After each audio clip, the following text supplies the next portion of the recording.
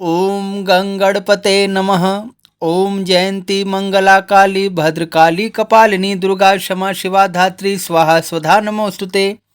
नमस्कार, मैं आपका मित्र पंडित लोकेश कहतोड़ी आप सभी का हार्दिक स्वागत करता हूं अपने YouTube चैनल पर। आप सभी को श्री विजयादशमी पर्व की हार्दिक शुभकामनाएं। यह पर्व अपने आप में बहुत ही महत्वपूर्ण है। इस पर्व पर 10 ऐसे महाउपाय के बारे में हम इस वीडियो में जानेंगे, जिनको करके आप 10 तरह की मनोकामनाएं पूर्ण कर सकते हैं। आपके जीवन में कोई भी समस्या है, वो समस्या दूर होगी। विधि पूर्वक इन उपायों का अवश्य करें और बहुत ही इंपॉर्टेंट वीडियो है, अंत तक हमारे साथ बने रहिए। यदि आपने अभी तक हमारे चैनल को सब्सक्राइब नहीं किया तो प्लीज़ सब्सक्राइब कर लीजिए, बेल आइकन प्रेस कर दीजिए ताकि नोटिफिकेशन आपको प्राप्त होती रहे और अब आप मेंबरशिप भी ज्वाइन करके और अधिक लाभ उठा सकते हैं। चलिए वीडियो आरंभ करते हैं। श्री विजयादशमी का पर्व बहुत ही महत्वपूर्ण है। इसी दिन भगवती जगदम्बा दुर्गा जी ने महिषासुर नाम के असुर का संहार किया। इसी दिन मर्यादा पुरुषोत्तम श्री रामचंद्र जी ने दशानन रावण का संहार किया। असत्य पर सत्य की विजय का ये पर्व है, अन्याय पर न्याय की विजय का ये पर्व है और जो अधर्म है उस पर धर्म की विजय का ये पर्व है। इस पर्व पर भगवान की आराधना करते हुए, भगवान का स्मरण करते हुए 10 ऐसे महाउपाय हैं जो अवश्य करने चाहिए ताकि जीवन में आपकी कोई भी परेशानी है, समस्या है, बाधा है, वो दूर हो सके और आप सब जगह से सफलता प्राप्त कर सकें। पहले उपाय की चर्चा करते हैं। इस दिन अपराजिता के फूल माँ भगवती को समर्पित करके उनके समक्ष घी का दीपक प्रज्वलित करके श्री अपराजिता देवी स्तोत्र का पाठ अवश्य कीजिए। इससे क्या होगा, जीवन में हर कदम कदम पर आपको सफलता की प्राप्ति होगी। आप अगर कोई पेपर की तैयारी कर रहे हैं या कहीं ना कहीं मुकदमे में आपका पक्ष कमज़ोर दिखाई दे रहा है या कुछ ऐसी बात है जहां पर आपको जीवन में सहायता की आवश्यकता है और अगर आप सही मार्ग पर हैं, सत्य के मार्ग पर हैं, तो माँ भगवती आपकी अवश्य ही सहायता करेगी और आपको जीवन में सफलता प्राप्त होगी। दूसरा उपाय, इस दिन श्री नीलकंठ पक्षी का दर्शन करना बहुत ही शुभ माना जाता है। देखिए, अगर प्रकट रूप से दर्शन हो जाए तो बहुत ही अच्छा, अन्यथा आप चित्र में भी उसका दर्शन कर सकते हैं। वैसे नीलकंठ पक्षी का दर्शन होना दशहरे के दिन बहुत ही शुभ माना जाता है। मान्यता है इससे धन लाभ की प्राप्ति होती है और आकस्मिक धन लाभ की प्राप्ति होती है। तीसरा उपाय है, इस दिन विधि पूर्वक अग्निहोत्र अवश्य करें, घर में हवन अवश्य करवाएं। इससे क्या होगा, घर में कोई भी नेगेटिव एनर्जी है वो दूर होगी। परिवार में अगर बीमारी ही बनी रहती है, हर टाइम रोग व्याधि ये सब समस्या रहती है, उसमें सुधार होगा। उत्तम स्वास्थ्य की प्राप्ति के लिए, देवताओं की प्रसन्नता के लिए इस दिन घर में हवन अवश्य करवाएं।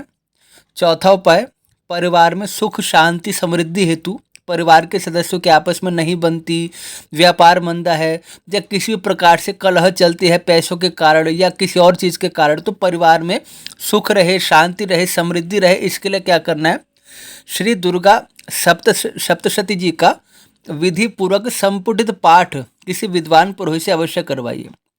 माँ भगवती की प्रसन्नता के निमित्त श्री दुर्गा सप्तशती जी का संपुटित पाठ किसी विद्वान पुरोहित से आप कराएंगे। उसमें अपना संकल्प बताइए कि इस संकल्प की पूर्ति के लिए हे मैया, मैं ये पाठ करवा रहा हूँ अथवा करवा रही हूँ और इससे आपको लाभ की प्राप्ति होगी। आपके परिवार में जो सभी सदस्य हैं उन सभी की रक्षा होगी और सुख शांति बनी रहेगी। परिवार में किसी भी प्रकार की कोई परेशानी थी तो दूर होगी।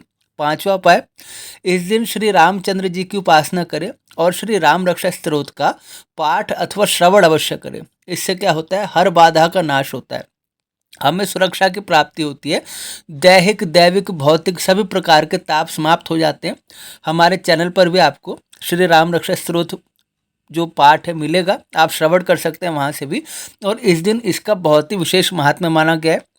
छठा उपाय, मंगल दोष की शांति के लिए कुंडली में अगर मंगल नकारात्मक फल आपको दे रहे हैं तो इस दिन हनुमान जी को चोला अवश्य चढ़ाइए और वहाँ पर कुछ देर बैठकर श्री राम नाम का जाप अवश्य कीजिए।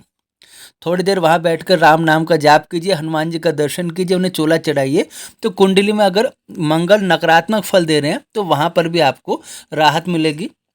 सातवां उपाय, कुंडली में बृहस्पति जी की कृपा प्राप्त करने हेतु, धन प्राप्ति हेतु और मन की शांति हेतु इस दिन बृहस्पति ग्रह को मजबूत करने हेतु धार्मिक जो स्थान है वहाँ पर साफ सफाई अवश्य करें। वैसे तो प्रतिदिन ये नियम होना चाहिए कि जो मंदिर है, धार्मिक स्थान है, वहाँ पर हम सेवा करें, साफ सफाई करें, वहाँ पर कुछ ना कुछ हमारी तरफ से सेवा हो।